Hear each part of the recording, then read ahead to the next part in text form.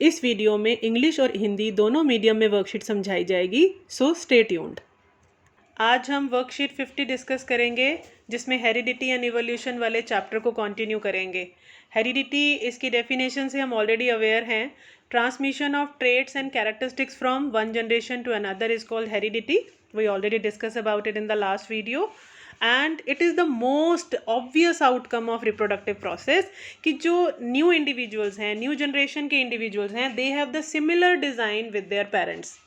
And जो rules हैं heredity के, वो यही डिटरमाइन करते हैं कि कौन सा प्रोसेस है, कौन से ट्रेट्स हैं और कैरेक्टरिस्टिक्स हैं जो नेक्स्ट जनरेशन में सेम टू सेम आगे ट्रांसफ़र हो जाते हैं। कौन सा ये प्रोसेस है, तो हेरिडिटी इन्हीं सब चीज़ों की स्टडी करती है। And the father of genetics, genetics is the study of heredity, inheritance, evolution, इन सब चीज़ों की जो स्टडी है दैट इज कॉल्ड जेनेटिक्स, जिसमें हम genes, basically genes determine the characteristics and traits. So genes की study is called genetics. And who is called the father of genetics? Gregor John Mendel. इन्होंने ही जो इनहेरिटेंस के, genetics के laws दिए, they are very appropriate and are followed by all the scientists, all the people, और ये बहुत ही efficiently applicable हैं in our daily life, in our human life। हम इनको, इनके जो इनके rules हैं उन्हें अगर अप्लाई करते हैं तो वो बहुत ही efficiently applicable हैं। What are inherited traits now? अब चाइल्ड, कोई भी चाइल्ड है, वो अपने पेरेंट से बेसिक फीचर्स को बियर करता है, वही ट्रांसफ़र होते हैं, but still it doesn't look alike its parents. वो बिल्कुल अपने पेरेंट्स के जैसा दिखाई नहीं देता। वाई दिस इज़ शो, ये क्यों आ जाते हैं? ह्यूमन पॉपुलेशन की अगर हम मेनली बात करें तो ये वेरिएशंस क्यों आ जाते हैं? What is the reason behind it? ये सभी रीज़न हमें मेंडल के लॉज से मिलेंगे। And one of the example of these variation is free and attached earlobes, कि कईयों के जो ये कान हैं ये अटैच हैं या ओपन हैं। मैं आपको एक पिक के थ्रू इसे और क्लियर करती हूँ। जैसे अगर मैं अपने कान की बात करूँ तो यहाँ पर अगर गैप है then they are free ear lobes, और अगर ये बिल्कुल अटैच हैं इस तरह से, जैसे कई लोगों के आपने कान देखे होंगे कि ये बिल्कुल अटैच हैं, then they are called attach ear lobe. एक पिक के थ्रू हम इसको देखते हैं और क्लियर करते हैं इस चीज़ को। So here in the front of your screen आप देख रहे हैं कि यहाँ पर कानों के बीच में और जो फेस की स्किन है उसके बीच में गैप है। ये हमारे फ्री ईयर लोब्स हैं, डिटैच्ड हैं। और जो बी पिक्चर है इसमें आप देख रहे हैं कि ये अटैच हैं, देखिए सर्कल भी उस पर हाईलाइट किया हुआ है। सो ये हैं अटैच ईयर लोब्स। इस तरह के आप बहुत सारे लोगों, जो कि बेसिक जो कान का स्ट्रक्चर है या बेसिक बॉडी डिज़ाइन है वो बिल्कुल सेम है, बट स्टिल ये एक डिफरेंस, एक वेरिएशन है, ये उसका एक एग्जाम्पल है।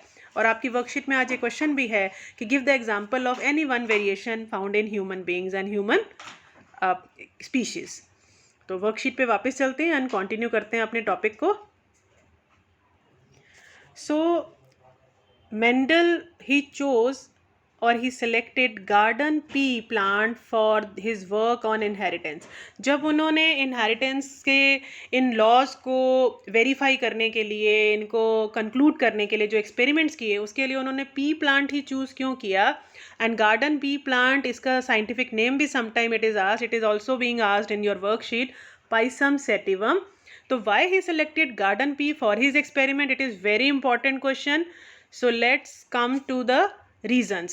Availability of detectable contrasting traits of several characters. P plant में बहुत सारे characters ऐसे थे, contrasting characters. Here you can look at this table which has been given in your worksheet and your book also, कि there are many features which were contrasting and they were easily visible, they were detectable, बिल्कुल direct हमें दिखाई दे रहे थे, visible थे। Like seed shape round थी कुछ plants में, कुछ में रिंकल थी। सीड कलर येलो और green, flower colour violet and white, इतने कंट्रास्टिंग फीचर्स हैं। और कुछ प्लांट्स ऐसे हैं जिनमें वॉयलेट कलर का फ्लावर है और कुछ में वाइट है, कुछ में सीड कलर येलो है, कुछ में ग्रीन है। तो मेंडल ने क्या किया था, इन कंट्रास्टिंग फीचर्स वाले प्लांट्स की आपस में क्रॉस ब्रीडिंग कराई थी, और जो न्यू जनरेशन के प्लांट्स प्रोड्यूस हुए उनमें यही देखा था कि उस न्यू प्लांट के अंदर, न्यू सीड के अंदर क्या कैरेक्टरिस्टिक्स आते हैं, क्या वो येलो है या ग्रीन है, या फ्लावर उसका वॉयलेट आएगा या वाइट आएगा, फ्लावर की पोजीशन एक्सियल आएगी या टर्मिनल आएगी, पॉट की शेप इन्फ्लेटेड मतलब फूली हुई होगी या सिकुड़े हुए झुर्रीदार से होंगे, कंस्ट्रिक्टेड होंगे। एंड पॉट कलर ग्रीन होगा या येलो होगा। प्लांट की हाइट टॉल होगी या ड्वार्फ छोटा बौना पौधा होगा। तो ये सारे कंट्रास्टिंग फीचर्स ईजिली विजिबल थे, बिल्कुल डिटेक्टेबल थे। That's why he selected garden pea, it was one of the main reasons. और किसी स्पीशीज़ में और किसी प्लांट या एनिमल की स्पीशीज़ में इस तरह के अरेंजमेंट्स के प्रोविज़न नहीं थे मेंडल के पास।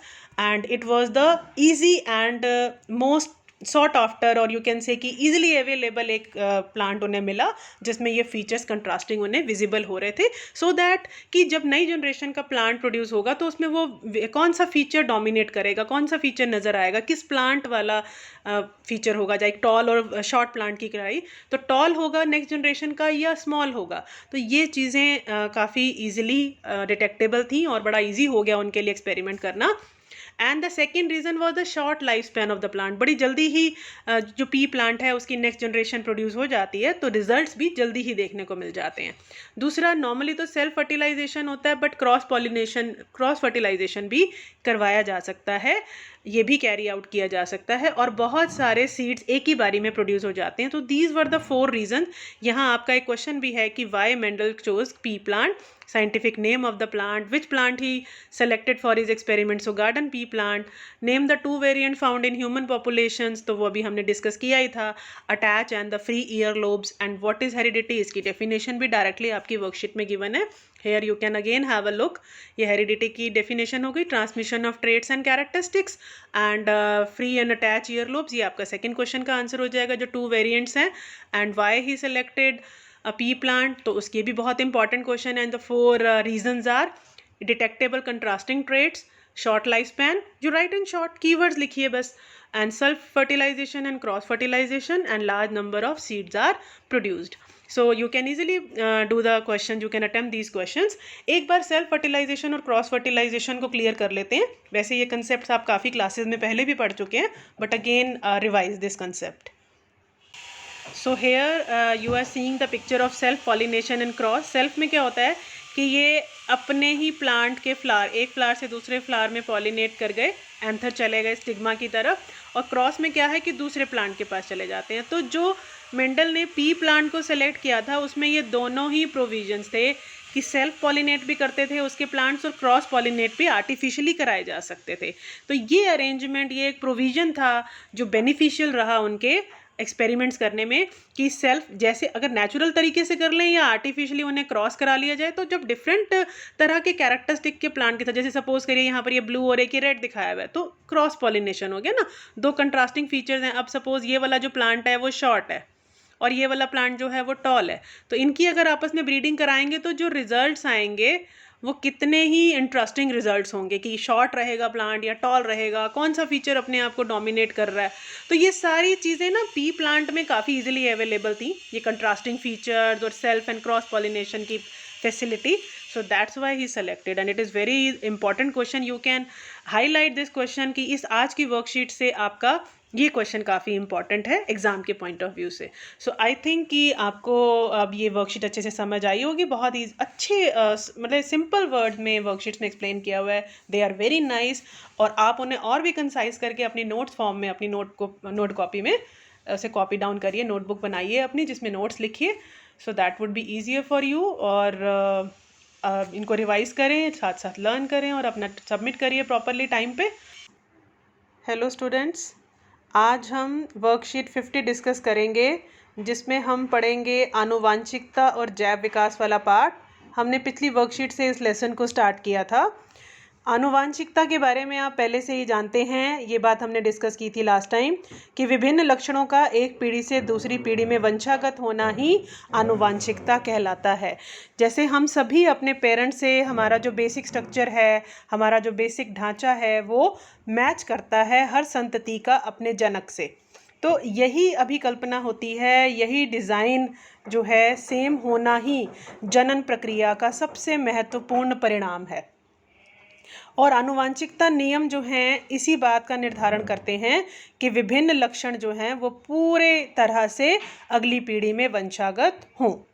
लेकिन ये जो वंशागति लक्षण हैं, अब शिशु में मानव के सभी आधारभूत लक्षण होते हैं। हर बच्चा अपने पेरेंट्स के साथ बिल्कुल एग्जैक्टली उसका ढांचा मैच कर रहा है कि वही 2 टांगे हैं, 2 हाथ हैं, 2 आंखें हैं, मुंह है, हर तंत्र ने उसी तरह से काम करना है। ये आधारभूत लक्षण हैं कि उसकी हर तंत्र जो है वो सेम तरीके से काम करेगा, दिखने में वो बिल्कुल सेम डिज़ाइन का होगा, लेकिन फिर भी पूरी तरह से अपने जनक जैसा कोई भी शिशु दिखाई नहीं देता। तो ये मानव समष्टि में ये विभिन्नताएं जो हैं मानव प्रजाति में, ग्रुप्स में, ये सब विभिन्नताएं जो डिफरेंसेस हैं ये बहुत क्लियर नज़र आते हैं। जैसे कि स्वतंत्र एवं जुड़े हुए कर्णपाली मानव समष्टि में पाए जाने वाले 2 परिवर्त हैं। मतलब ये 2 तरह की इस तरह की विभिन्नताएं हैं जो बड़ी कॉमनली दिखती हैं। ये मैं आपको अभी दिखाती हूँ कि ये स्वतंत्र और जुड़े हुए कर्णपाली जो हमारे कान हैं ये किस प्रकार से दिखाई देते हैं। ये आप देखेंगे आपके सामने जो ये ए वाला चित्र है, इसमें ये खुले हुए कर्णपाली हैं बिना जुड़े, और यहाँ पर जो आप बी में देख रहे हैं ये जुड़े हुए कर्णपाली हैं। ये जुड़े हुए हैं और ये खुले हैं, यानी कि अटैच नहीं हैं। तो इस प्रकार के परिवर्तन आपको दिखाई देते होंगे। देखो, देखने में ये दोनों ही जीव एक जैसे हैं, दोनों ही मानव समष्टि के हैं, लेकिन कानों का संरचना वैसे ऊपर से देखने पर भी सेम है, लेकिन इनके यहाँ पर जो ये कर्णपाली है ये जुड़ी हुई है या खुली है, ये एक परिवर्तन है, एक परिवर्त है, एक प्रकार का लक्षण है जिनमें विभिन्नताएं पाई जाती हैं। ठीक है, अब वर्कशीट पे वापस चलते हैं। तो इस प्रकार के परिवर्तन आपको दिखाई देते होंगे। देखो, देखने में ये दोनों ही जीव एक जैसे हैं, दोनों ही मानव समष्टि के हैं, लेकिन कानों का संरचना वैसे ऊपर से देखने पर भी सेम है, लेकिन इनके यहाँ पर जो ये कर्णपाली है ये जुड़ी हुई है या खुली है, ये एक परिवर्तन है, एक परिवर्त है, एक प्रकार का लक्षण है जिनमें विभिन्नताएं पाई जाती हैं। ठीक है, अब वर्कशीट पे वापस चलते हैं। स्वतंत्र और जुड़े हुए कर्णपाली मानव समष्टि में पाए जाने वाले 2 परिवर्त हैं। अब आप इस चीज़ को समझ गए होंगे कि ये विभिन्नताओं के एक लक्षण हैं। और आनुवंशिकता का जो जनक है वो ग्रेगर जॉन मेंडल को कहा जाता है। इन्होंने आनुवंशिकी के काफ़ी सटीक नियम दिए। आज भी सभी वैज्ञानिक उन्हीं नियमों का पालन करते हैं और उनकी अभिव्यक्ति भी हमें दिखाई देती है। सभी जीवों में उनके जो बताए गए नियम हैं आनुवंशिकी के, वो उनके हमें दिखाई देती हैं। और आनुवंशिकी पर अपने कार्य के लिए उन्होंने मटर के पौधे का चुनाव किया। मटर के पौधे का जो वैज्ञानिक नाम है पाइसम सैटिवम है। ये भी नाम आपको लर्न करना है, बहुत बार पूछा जाता है, आपकी वर्कशीट में भी ये क्वेश्चन आया हुआ है। उन्होंने मटर के पौधे के अनेक विकल्पी लक्षणों का अध्ययन किया जो स्थूल रूप से दिखाई देते थे। स्थूल रूप से दिखाई देने का मतलब है कि वे ऊपर से दिखाई दे रहे हैं, बिल्कुल सामने से डायरेक्ट दिखाई दे रहे हैं। मटर के पौधे का चयन इन्होंने निम्नलिखित गुणों के कारण किया। सबसे पहली बात यही है कि जो विकल्पी लक्षण हैं वे स्थूल रूप से दिखाई देते हैं। मतलब कि जैसे कई पौधों की जो फली है वो हरे रंग की है, कईयों की पीले रंग की है, तो ये साफ दिखाई दे रहा था इस तरह के लक्षण जो थे। और इनका जीवन काल छोटा होता है, स्वपरागण करते हैं लेकिन परपरागण भी कराया जा सकता है, और अनेक बीज पैदा होते हैं एक ही पीढ़ी में। तो आप इसको अगर नोट्स की फॉर्म में जब अपनी नोट्स कॉपी में लिखेंगे तो आप लिखेंगे कि विकल्पी लक्षण स्थूल रूप से दिखाई देते हैं, जीवन काल छोटा, स्वपरागण और परपरागण दोनों की व्यवस्था की जा सकती है, और अनेक बीज बनते हैं। ये क्वेश्चन काफ़ी इम्पॉर्टेंट है कि मटर के पौधे का ही चुनाव उन्होंने क्यों किया। अब हम यहाँ देखते हैं कि क्या नियम दिया उन्होंने। लक्षणों की वंशागति के नियम दिए, ये मेंडल का योगदान रहा है। ये भी काफ़ी इम्पॉर्टेंट क्वेश्चन है कि मानव में लक्षणों की वंशागति के नियम इस बात पर आधारित हैं कि माता और पिता दोनों ही समान मात्रा में आनुवांशिक पदार्थ जो हैं वो संतति में स्थानांतरित करते हैं। यानी प्रत्येक लक्षण जो है उसमें माता और पिता के डीएनए से वह प्रभावित हो सकता है। प्रत्येक लक्षण के लिए प्रत्येक संतति मतलब अगली पीढ़ी का जो जीव है, जो संतान है, उसे संतति कहते हैं।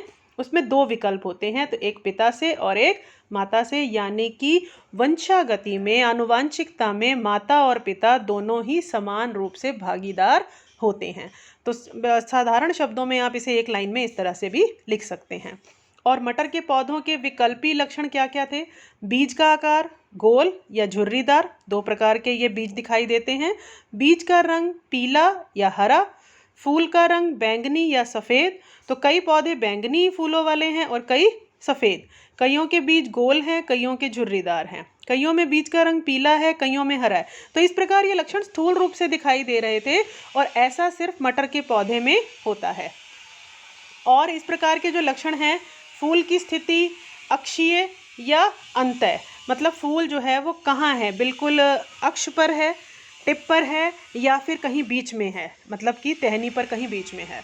फलों का आकार फूली हुई है, फली या सिकुड़ी हुई है। फली का रंग हरा है या पीला है। पौधे की ऊंचाई लंबा है या बौना है। तो इस प्रकार से ये जो 7 लक्षण थे, विकल्पी लक्षण, इसके काफ़ी जो थे ये डायरेक्ट दिखाई देने वाले लक्षण हैं, इसलिए उन्होंने मटर के पौधे का चुनाव किया। और किसी पौधे में इस तरह की व्यवस्था नहीं थी कि बहुत सारे लक्षण जिनको कि आपस में परागण करा करके जो नई पीढ़ी के जीव, नई पीढ़ी का जो पौधा पैदा किया जाए, उसमें क्या चीज़ नज़र आएगी। क्या मान लीजिए कि पीले रंग और हरे रंग के बीज वाले को आपस में परागण कराया गया, तो जो नया जीव है, नई पीढ़ी है, उसमें पीले रंग का आएगा या हरे रंग का आएगा। तो इस प्रकार के कई एक्सपेरिमेंट उन्होंने किए। अब हम थोड़ा क्वेश्चंस को देख लेते हैं। आनुवांशिकता को प्रभावित कीजिए, डायरेक्ट आपकी परिभाषा दी हुई है। किस पौधे पर प्रयोग किए? मटर। उसका वैज्ञानिक नाम पाइसम सैटिवम, ये भी आपकी वर्कशीट में दिया हुआ है। मानव समष्टि में पाए जाने वाले 2 परिवर्तों के नाम, तो कर्णपाली जुड़े हुए और ये जैसे हमने यहाँ देखा था स्वतंत्र एवं जुड़े हुए कर्णपाली, ये 2 परिवर्त हैं मानव समष्टि के। और इसी प्रकार कारण बताइए कि उन्होंने मटर के पौधे को अपने प्रयोगों के लिए क्यों चुना? क्योंकि इसमें ये 4 इनके कारण थे। स्थूल रूप से दिखाई देते हैं, एक तो विलक्षण, जीवन काल छोटा, स्वपरागण और परपरागण दोनों, और अनेक बीज बनते हैं एक ही बारी में। इसीलिए ये जो 4 कारण हैं, इसी कारण उन्होंने मटर के पौधे का चुनाव किया। बहुत ही आसान तरीके से वर्कशीट में आपका काफ़ी अच्छा टॉपिक क्लियर किया हुआ है। और भी आप इसे कंसाइज करके अपने नोट्स बना सकते हैं और नोटबुक में अपना कॉपी कीजिए इन्हें साथ साथ, तो आप अच्छे से रिवाइज हो जाएंगे, लर्न हो जाएंगे। नेक्स्ट वीडियो में और नेक्स्ट वर्कशीट में हम इसके आगे कि किस प्रकार के प्रयोग थे, और वो बहुत इंटरेस्टिंग टॉपिक है, बहुत स्कोरिंग है, एग्ज़ाम में ज़रूर पूछा जाता है, उस पर बात करेंगे। तो टिल देन गुड बाय।